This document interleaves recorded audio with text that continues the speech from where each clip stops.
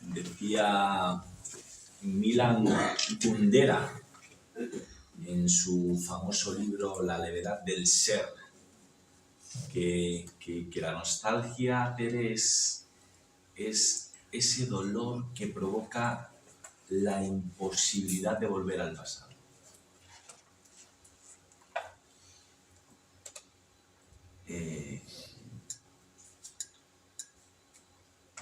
Rosa, a modo de broma o de gracia, la imposibilidad de volverme a peinar. Me da tremenda envidia cuando veo esos peinados que se hacen los chicos de hoy en día y eso me lo haría yo, pero no puede ser, Sergio. No puede ser.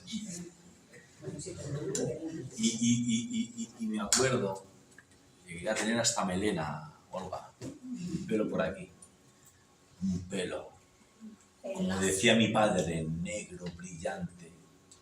¿Dónde quedó eso, Carmen? Hoy en día es más fácil, ¿eh? Con 4 o 5 mil euros te vas ahí a Turquía o a las clínicas de Cristiano Ronaldo y te ponen un pelazo que no veas. Pero también puedo pensar, ¿no?, en Carmen, en su Valparaíso. No lo conozco, pero me he metido en internet varias veces. Es un lugar precioso. Qué cambio, ¿eh? Valparaíso por Fuenlabrada. También, Blanca, cuando usted me dijo de dónde era, yo me metí, tienen playa.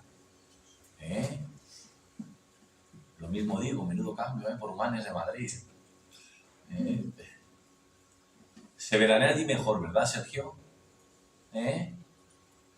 Como Eros y sin Eros. ¿Y qué me dicen? ¿Qué me dicen de Cuba? La cultura de cada uno, la familia, ¿verdad? ¿A cuántos dejó allí, Rosa, en Paraguay? 2, 3. Sobre todo, pero... Y los hermanos, muchísimo. Su hija, su nieto. Mi hermana. La nostalgia. Ese dolor que provoca no poder volver al pasado. Y la cuestión es que cuando uno hace un repaso, Mónica, de la Biblia, se da cuenta de que hay un montón de ejemplos de nostalgia. La cuestión, Guadalupe, es que no solamente nos habla de esa emoción, de ese sentimiento, que añade melancolía, nostalgia, es que viene acompañado de grandes lecciones espirituales. En ocasiones, Teresina, la nostalgia sirvió para distorsionar el pasado, para distorsionar la realidad de lo que ocurrió. Y en otras ocasiones, la nostalgia paralizó a las personas. Y otras veces fue el elemento del inicio de toda una transformación. Y quiero que aprendamos con estos ejemplos bíblicos para que podamos desarrollar una vida positiva desde el optimismo y desde la realidad. Hoy termino ya con esta serie. Creo que ha sido como 10 semanas hablando acerca de emociones, de sentimientos. Y bueno, hoy traigo historias nuevas, pero algunas vamos a repetir desde un fondo distinto. El pueblo de Israel en el desierto, Fernando, es el claro ejemplo de cómo podemos llegar a distorsionar la realidad. Recordar algo de manera más positiva de lo que realmente fue. Este texto ya lo leímos el domingo pasado. Números capítulo 11, versículos del 4 al 6, papá. Y dice, los israelitas volvieron a llorar y dijeron, ¿quién nos diera carne para comer? Nos acordamos del pescado que comíamos gratis en Egipto, de los pepinos, los melones, los puerros, las cebollas, los ajos. Pero ahora tenemos reseca la garganta. No vemos nada más que este maná. Y yo al menos veo varios elementos clave. Número 1, nostalgia como distorsión del pecado. Guadalupe, en Egipto estaban como esclavos, oprimidos, vejados, golpeados, insultados. ¿Pero de qué se acuerdan ellos? ¿De que era un paraíso gastronómico? Así que recuerdan elementos como la comida, pero fueron capaces de olvidar todo el sufrimiento. Que sí, que comían lentejas y cocido y paella y un pueblo de suyo, una comida de un pueblo de Ecuador, el ceviche, comían el ceviche, el cebollado, pero chico, vivías como esclavo. Ahora, queja como síntoma de inmadurez espiritual.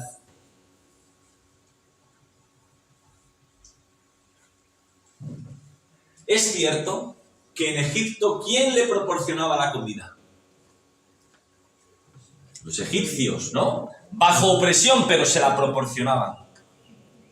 ¿Y en el desierto quién se la daba? Dios.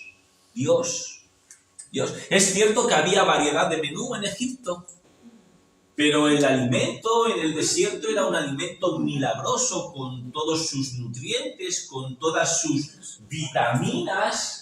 En lugar de celebrar el milagro, ¿recuerdan el pasado?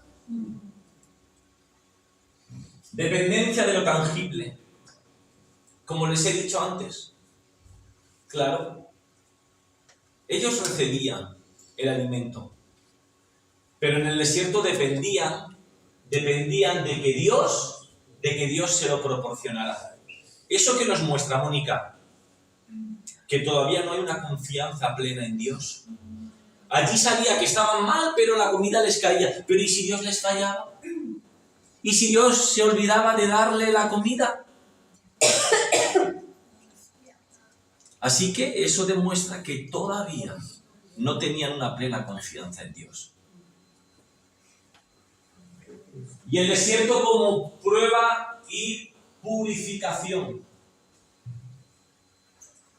El desierto en esta historia no solamente simboliza un castigo, sino que es una suerte de laboratorio espiritual en el que Dios quiere que estos aprendan a confiar en Él y se conviertan en un pueblo consagrado. ¿De qué sirve el desierto en esta historia, Tere? Para que ellos aprendan a olvidarse de la esclavitud y vivan como un pueblo libre. Esta nostalgia les daba a elegir entre la esclavitud y la libertad, pero a veces preferían la esclavitud. Porque muchas veces es mejor que otros piensen por ti a que tú desarrolles tus propias ideas.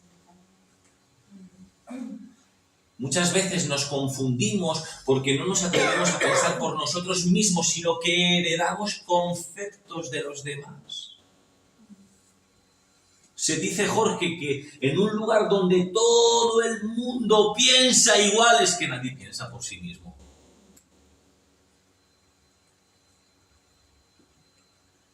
Y aquí tenemos nostalgia, que nos hace percibir el pasado mejor de lo que realmente fue.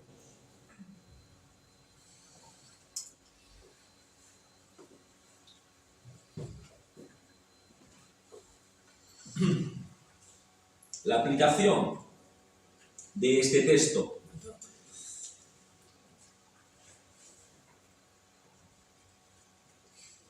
A veces a nosotros nos pasa lo mismo, ¿eh? Muchas veces idealizamos el pasado porque el presente nos está resultando incómodo.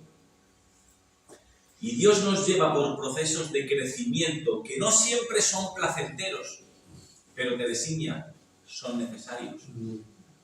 No siempre placenteros, pero siempre necesarios. ¿Cuántas veces hemos querido volver a lo viejo solo porque nos era familiar? Aunque fuera dañino para nosotros. La nostalgia de Israel en el desierto no era solo un anhelo de comida, era una resistencia, papá, al cambio, una confianza en el plan de Dios. Es un espejo en el que podemos ver nuestras propias luchas espirituales. Muchas veces nos quejamos de que estamos mal, pero preferimos quedarnos a atrevernos a avanzar. La promesa para el pueblo en el desierto era un lugar donde fluía leche y miel, donde experimentarían la libertad, pero no, antes que dar un paso hacia adelante, era mejor vivir para los demás.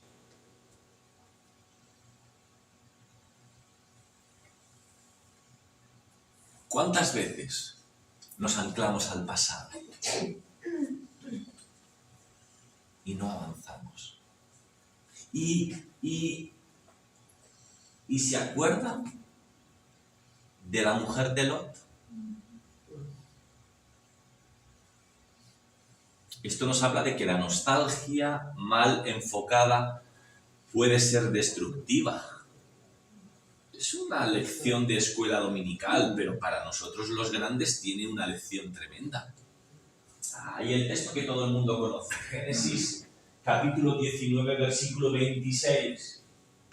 Pero la esposa de Lot miró atrás y se convirtió en una estatua de sal. Mirar atrás. ¿Sabes, Susi? Yo cuando era pequeño y leía este texto, sinceramente yo pensaba que a Dios era aquello normal. Porque al fin y al cabo es echar un vistacito atrás. Tampoco es para tanto, ¿no, Blanca? ¿A quién le hace daño? Una miradita. Pero Rosa, no es la mirada, sino lo que esa mirada representa. ¿Sabes una cosa, Jorge? Su cuerpo ya estaba fuera de la ciudad, pero su mente y su alma estaba atada a Sodoma. Eso nos habla a nosotros de que muchas veces queremos seguir a Dios, pero nuestra mirada sigue atrás. Queremos seguir a Dios, pero con costumbres, con prácticas que son nocivas para nosotros, con amistades que no nos ayudan, con pensamientos que ya no vienen a cuento, pero seguimos mirando atrás. Un ejemplo tonto. Puedes estar en la iglesia, pero estar a 5.000 kilómetros de aquí. Estoy en la iglesia, sí, pero estás pensando en la paella que dejaste ahí. Madre mía, la sepia, los calamares.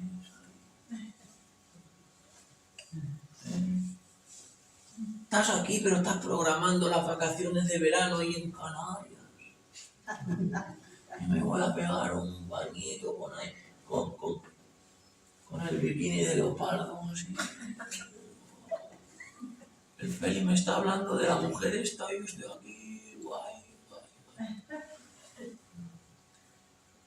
Y muchas veces tenemos a Dios muy presente en nuestro corazón, pero en nuestra mente empieza a estar muy lejos. Así que no fue simplemente una mirada, es Su cuerpo ya estaba lejos de la ciudad, pero su mente, su alma, se había quedado allí.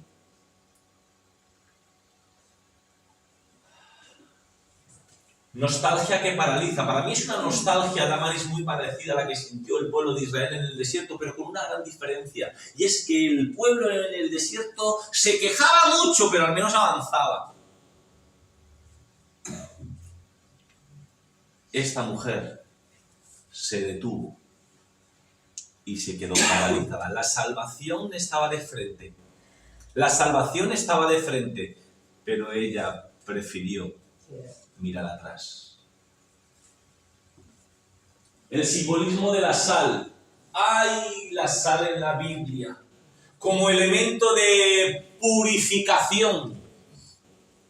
Cuando el profeta Eliseo sana las aguas de Jericó, utiliza la sal para hacerlo. ¿Recuerdan la historia? Como elemento de conservación. La sal sirve para dar sabor, pero ¿qué pasa si la sal se vuelve insípida?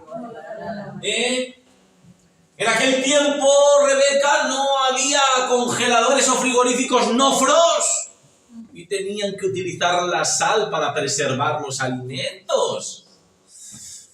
Pero aquí también tenemos la sal como elemento de juicio.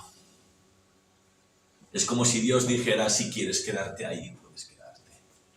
Porque al fin y al cabo, las cosas de Dios siempre destilan libre albedrío. La capacidad de decir cada uno qué hacemos con ello. Es, por ejemplo, Rosa, usted decide hoy venir porque le da la gana. Porque quiere escuchar de la palabra de Dios, porque quiere ver al pastor tan guapo que tiene, no lo sé, hay tantas cosas por las que uno puede querer venir a la iglesia, pero es una decisión libre y personal suya. Pero Mateo no decide venir hoy aquí, no tiene la capacidad de elección. Hay que venir. Pero papá, hace mi cumpleaños.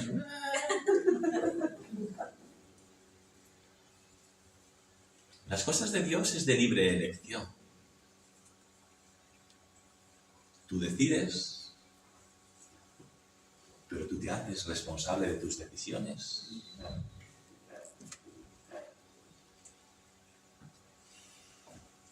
Jesús mismo dijo, acordaos de la mujer de Lot. Jesús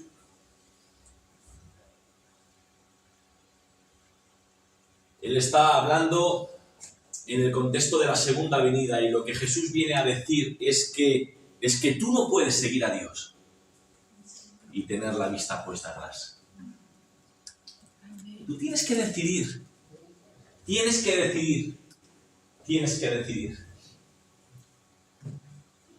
No puedes caminar y estar mirando atrás, porque tarde o temprano te vas a dar un porrazo. Así que cuidado con la nostalgia, porque nos puede paralizar.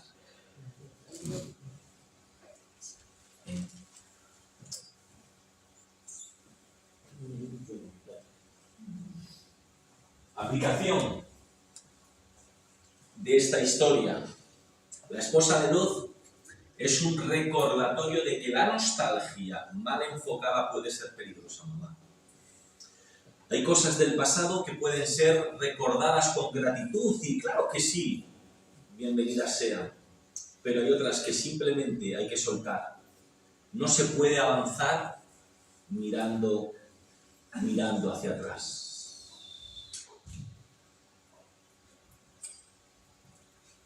Esta historia es nueva.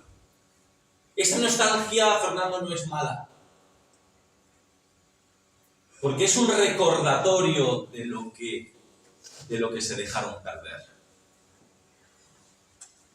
Ay, Alejandra, ese dicho de que solo valoramos las cosas cuando las perdemos. Ay, ¿por qué tenemos que pasar por ahí, Carmen? ¿Por qué aprendemos en base a palos? Me voy a meter con mi mujer. Acabó como una historia feliz, acabó como una historia feliz. Ayer hacía un día espléndido. menos para ella, que tiene que salir con un gorro de lana. Yo le decía a Sergio, si el calvo soy yo, el que puede sentir frío soy yo, tú no. Pero salimos a pasear. Claro, se da cuenta de que lo mismo iba un poco abrigado, que lo mismo el plumífero y el gorro no eran necesarios.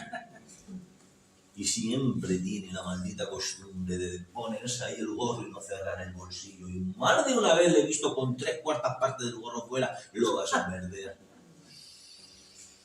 Lo vas a perder. Así que salimos a andar. Cementerio. Casa de mis padres. Fuenlabrada 2. Avenida de España. Y en la Avenida de España dice, ¡madre! ¡El gorro! Y yo, pero si el gorro es mío, pero te lo he dicho 1000 veces. ¡Abróchatelo! Y el gorro, sí. Si el gorro es un gorro. Pero se lo había comprado su hijo. Y ya le digo yo, ¿quieres que volvamos? Digo, pero ¿cómo vas a encontrar el gorro, muchacha? Un gorro de Harry Potter vale para cualquiera. Se lo lleva uno a casa. Digo, es como si te encuentras un billete de 50 euros. Es que no es mío, lo voy a dejar aquí para que pase el dueño. ¡Tonto! El primero que lo vea se lo va a llevar. Disfruta del billete de 50 que se lo va a llevar otro. Desde la Avenida de España sube toda la Avenida España, baja todo Fuenlabrada, baja la calle Turquía y a lo lejos ve una cosa roja, imaginad. En mi vida la he visto correr esa ballena, va, ¿dónde va esta muchacha? Y coge el gorro, Feli. Sale un camarero de un bar y le dice, pues lleva ahí unas horas, digo, me va a decir a mí lo que lleva, así me da toda la vuelta. ¡El gorro! ¡Ahí la gente! ¡El gorro de mi niño! ¡Me llama Alberto! Te voy a contar un milagro. Perdí tu gorro y lo encontré. Ahí estaba medio llorona porque había perdido su gorro. ¡Aquí están! Llorones, porque se acordaban de lo que habían perdido. 586 a.C. Se muestra el exilio a Babilonia como un castigo divino. Porque tenían al Dios verdadero, al único Dios verdadero, pero ellos se habían ido en pos de otros dioses. Íbamos con Baal, íbamos con Astarte, y se iban con todo el mundo, porque todo el mundo valía más que su Dios. Como el cabezón que se fija en todas las mujeres porque no valora la suya. ¡Ay! Me meto en X el otro día y un camarero, hoy es el día en que veremos a muchos con parejas que no son las suyas. Ustedes callen como si no pasara nada. Y adivina, a ver, en el día de los enamorados lo celebran con otra que no es la suya. Hasta que lo pierdan, Guadalupe, hasta que la pierdan. Una mujer dice, vete con tu madre, muchachos. Ya están llorando, Sergio, llorando. ¿Por qué? Porque ahora están lejos de Jerusalén, están lejos de Sion. Sion tiene distintos significados en la Biblia. Comienza siendo una colina, luego es el nombre que recibe toda una ciudad. Al final habla de la presencia de Dios con un pueblo. Pero ahí están, recuerdan su tierra. Y recuerdan que en su tierra estaba el templo donde experimentaban la presencia de Dios. Estaban en su tierra y experimentaban la presencia de Dios. Pero ahora están muy lejos de su casa. Sienten que ya no pueden estar. ¡Ay, se acuerdan! Ahora sí se acuerdan. Antes no sé si lo celebraban y lo valoraban, pero ahora sí se acuerdan porque están muy lejos de su tierra. Y ahí están por los ríos llorando. Junto a los ríos de Babilonia, allí nos sentábamos y aún llorábamos acordándonos de Sion. Ahora sí. Pero ¿no le dabas importancia cuando ibas en pos de Baal o de Astarte? debía llorando yo. Pero hay nostalgia por lo que han perdido. Lamento y pérdida.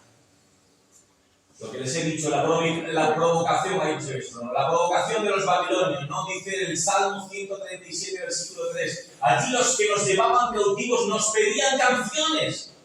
Y los que nos atormentaban nos pedían alegría, diciendo, cantadnos algunos de los cánticos de Sión.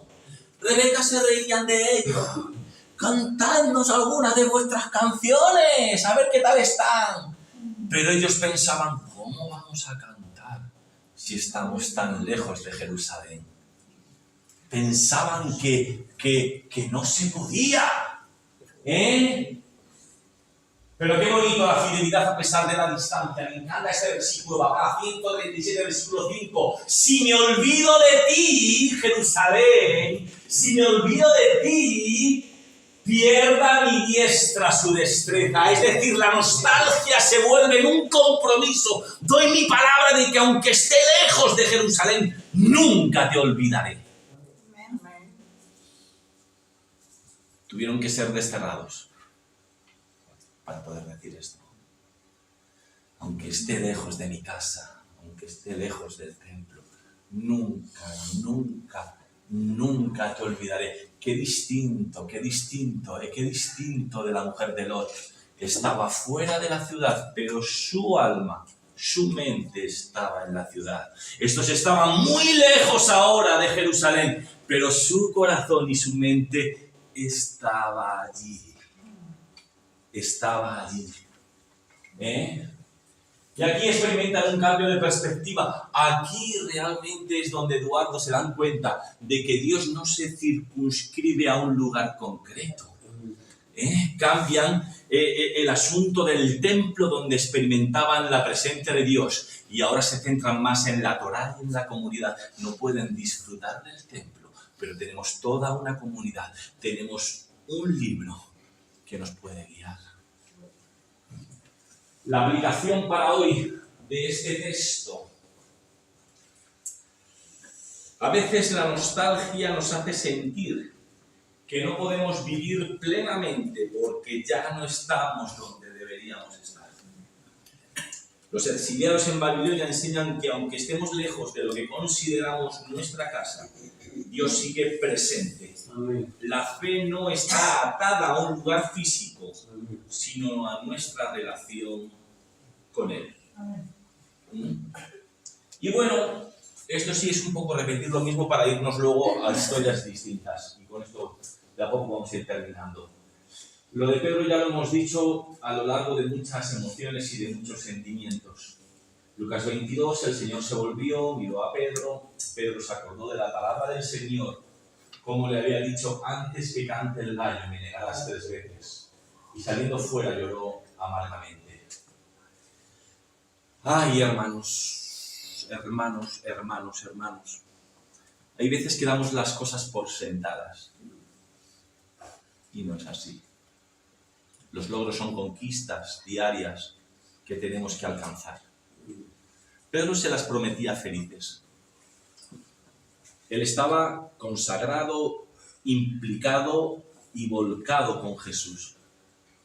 Pensó que esto nunca podría suceder, pero sucedió. Y ahí está la nostalgia, el recordar la persona que era. ¿Cómo pude caer tan bajo?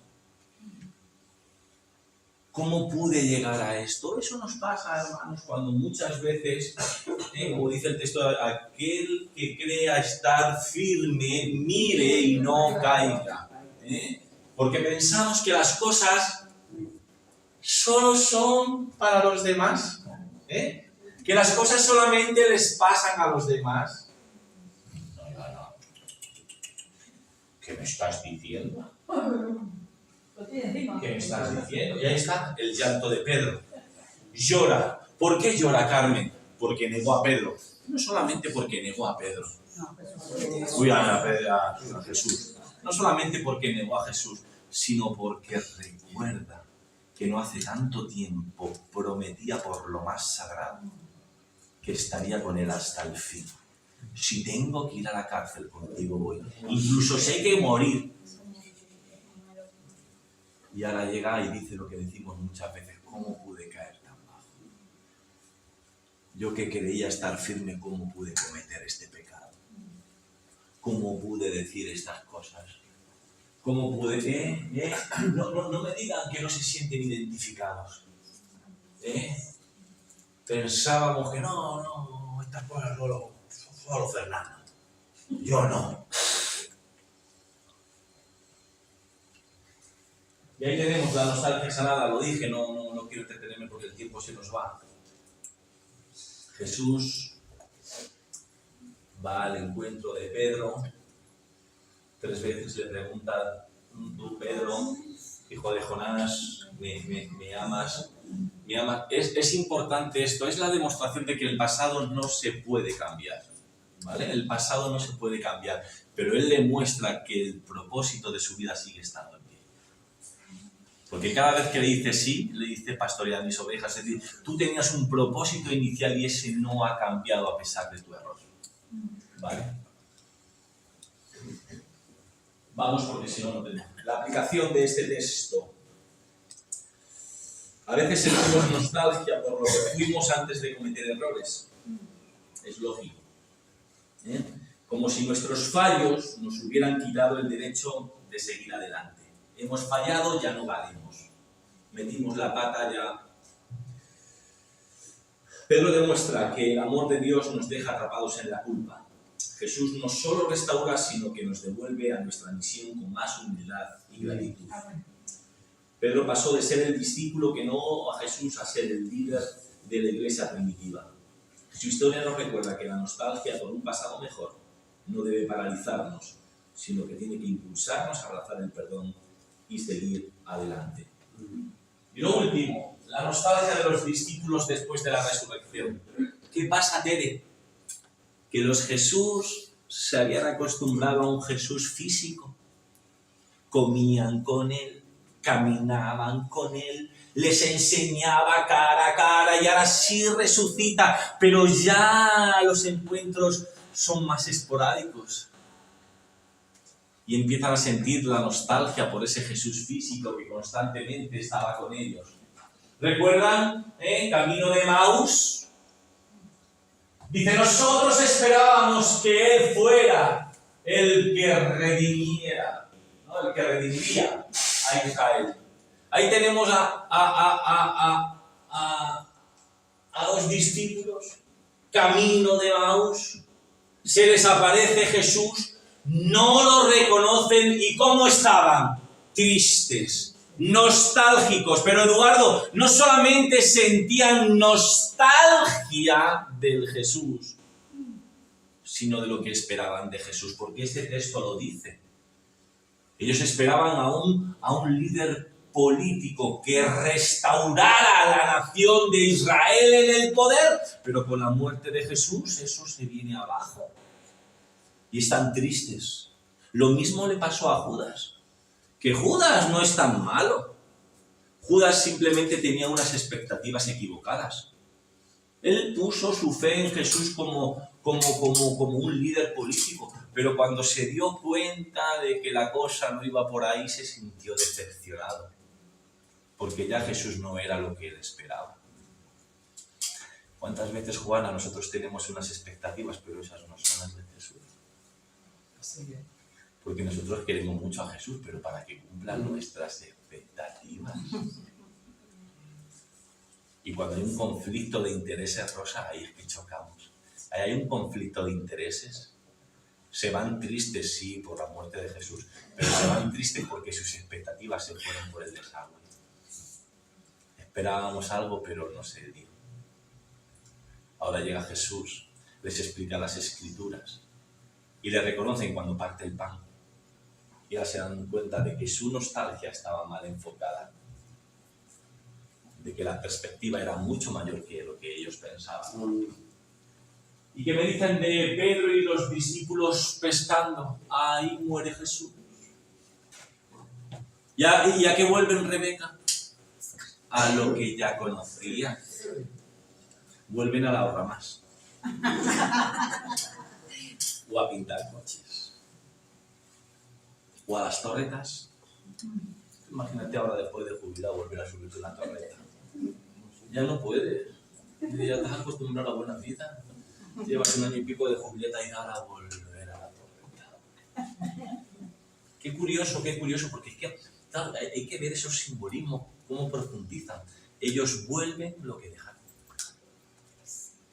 Ellos se dedicaban a algo y como sus expectativas no se cumplen, entran en la duda, la nostalgia les hace volver a lo del pasado. Pero llega Jesús, que es más listo, que también vuelve con lo del pasado. ¿Cómo les llamó? Haciendo un milagro. ¿Cómo vuelve a ellos? Haciendo el mismo milagro. De primera multiplicó peces, de segunda multiplica peces. Una pesca milagrosa al principio, una pesca milagrosa al final.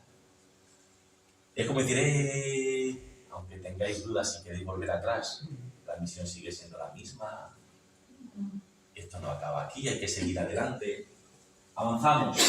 La ascensión, nostalgia de un Jesús visible, claro.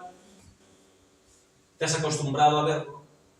¿Te has acostumbrado a comer con él?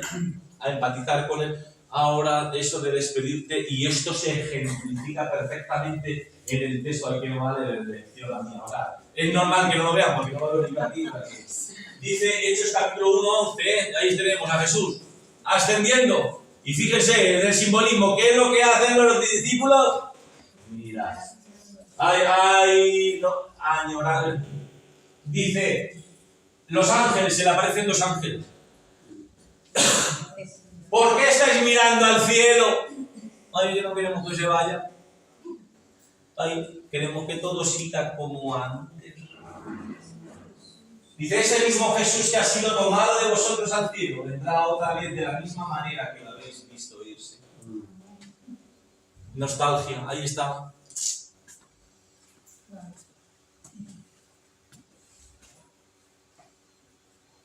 Juana, es lo mismo que tú sientes cuando tus hijas vienen de Estados Unidos y las despides en el aeropuerto. ¿Cuándo las volveré a ver? Yo me imagino que tú eres 3 veces mejor madre incluso que Marimar. Marimar, cuando viene Alberto, le hace tortilla de patatas, le hace cocido porque es lo que más le gusta, y su hijo. Pero luego se te va por el aeropuerto y ves las cintas, y el chico ahí no deja de mirar, las chicas no dejan de mirar, pero se van. Y no quieres que llegue ese momento, no quieres vivir, no quería. ¿Por qué te vas? No, si os mandará al consulado. No nos manden nada, quédate tú. A ti ya te conocemos. Te tenemos cariño, confianza. No nos mandes nada, quédate tú. Y por último, la nostalgia se transforma en misión. O sea, esta nostalgia no se va de la noche a la mañana, pero hay un día en que reciben el Espíritu Santo en Pentecostés y se convierten en los precursores de la extensión del Evangelio por todas las partes del mundo. Termino con la aplicación de esta historia. Y disculpen que se me ha ido el tiempo bastante. ¿Dónde lo tengo? La última página. Aquí está.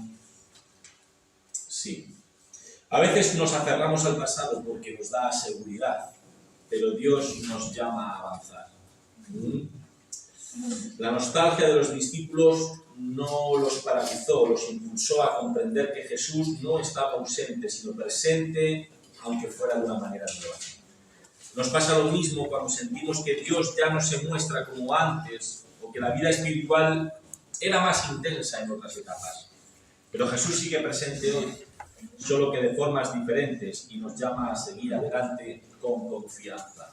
La nostalgia, en sus diferentes formas, puede ser un anhelo por lo perdido, una resistencia al cambio o una lucha con la culpa. La Biblia nos muestra que recordar el pasado no es malo, pero vivir atrapados en el papá sí lo es.